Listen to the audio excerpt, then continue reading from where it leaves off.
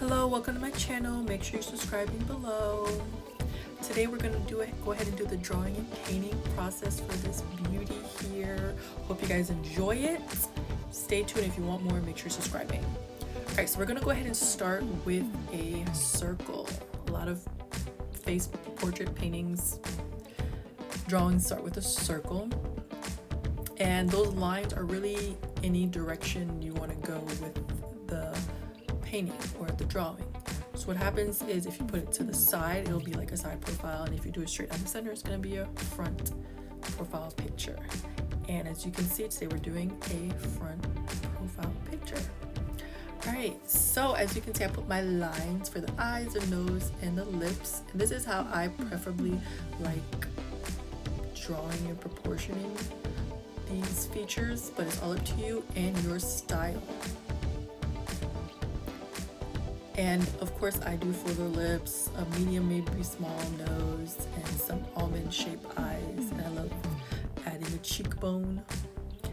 Hands are hard, but I can always do a tutorial. And I like an arched eyebrow, even though my eyebrows need some arching itself. And today we're gonna do some faux locks as a hairstyle. And I love edge, so we'll put some edges on there. So I put a line going to see where the hairline stops and ends and everything, so it's not too close to the eyebrows. We don't want the hairline so close to the eyebrows or too far from the eyebrows to be at that. I'm trying to even out these eyes, but you know, it kind of working, kind of not working. And I started with a graphite pencil, then I started using my color erase pencils. And I used, of course, for the skin, I'll use a color, and then for the hair, I'll use a different color, just, you know, so you can see where everything is going. And yes, I'm using a felt tip paper mate pen as an outline right now. And these are great, and they have such great precision. I mean, I wouldn't recommend it for painting or anything like that, but it does stay on there when you do your gesso, so that works pretty well actually, and I might use it again in the future, even though I prefer it for writing. There I'm putting little hair follicles, making sure they're getting into every faux lock that's been installed. I put some edges in on there. I'm hoping when I start painting this that the eyes will even out. Maybe I'll just make it seem like it's the angle of her face, you know? Remember, your eyes are not twins, they're sisters, just like your ears, just like your nostrils, just like your eyebrows. All sisters, not twins. They do not need to be exact replicas of each other. So don't focus in on making them exact. I outlined with a permanent marker, and I don't want to get lost in where I'm going with this painting, because with the sketch, I need to know where everything goes. And everyone knows that when you have a painting, there's an ugly portion, which is a process to get out of. And every painting goes through it. So, I mean, I guess even for the experts, there's an ugly portion, ugly process. So I waited till it dried. Once it did, I went ahead and started adding my shadows and highlights, where I want all the darks to be, where I want all the lights to be. And it's usually same all around. I want those cheekbones to have highlights, those cheeks, under the eye, the center of that forehead, the center of that chin, the center of those lips, right above the lip. On the hand, it really depends, but usually, you know, of course, the inside of your palms are lighter than the rest of your hand. The center of that neck, the collarbone to have a highlight, that jawline has a highlight, that tip of that ear has a highlight, that outside of that earlobe, the little thing that you just flip inside and out, has a highlight. So I made sure I added all of those in there.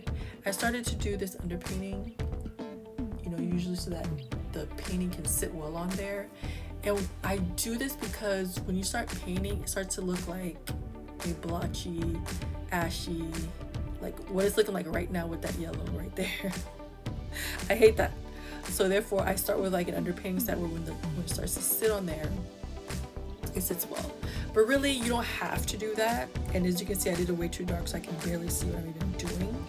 So now I'm trying to like guesstimate of where all the blues are so I can paint there.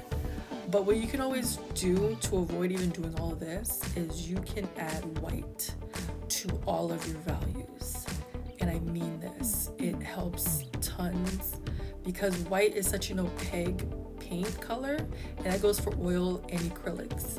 If you add white into all your values, the browns, whichever, you are going to have a better chance of working in less layers and your painting turning out better earlier in the process than just going 6 layers in trying to get something out of this painting. You're gonna get frustrated. So that's why I like adding white, because especially red, I mean not red, but blue and yellow is very transparent colors. And red is still kind of transparent sometimes, but it's more opaque than blue and yellow, I can tell you that. Black, you don't ever really need to do that to. What you always do with black is you'll either start with like a dark gray and then add black as a shadow, and then add more grays or lighter grays as highlights. But those are just some tips. Making a unified skin tone with the highlights and shadows is a task because acrylic dries so fast, so freaking fast, and you spent so much time working on one portion, and then you're like, oh, you get tired of it and be like, oh, it's not looking right, then you gotta go to the next portion, and then sometimes it will look right, but you'll just keep painting and painting and painting till it looks, I guess, a little better. But it's hard to go from like doing the nose, right, and then you gotta do the cheeks, and you gotta do the forehead, you gotta do the chin, and you gotta make sure they all look all together and in one.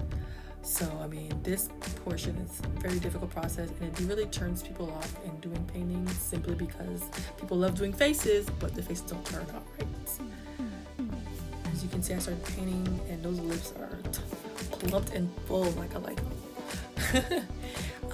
But my lips don't ever look like that, so don't be discouraged. It's just how I like to draw and paint lips. Not to offend anybody or anything. Probably offending myself as well.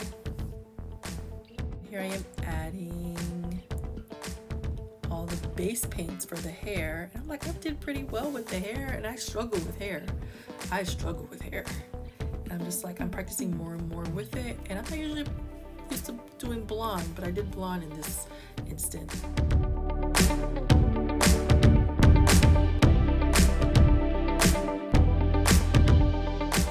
I did eyelashes, which I rarely ever do. Here's how it turned out. I wish the earring would have turned out a little better, but I was tired. So I hope you like this beauty, and I hope you want more videos just like this one, but make sure you're subscribing in order for you to see more videos just like this one.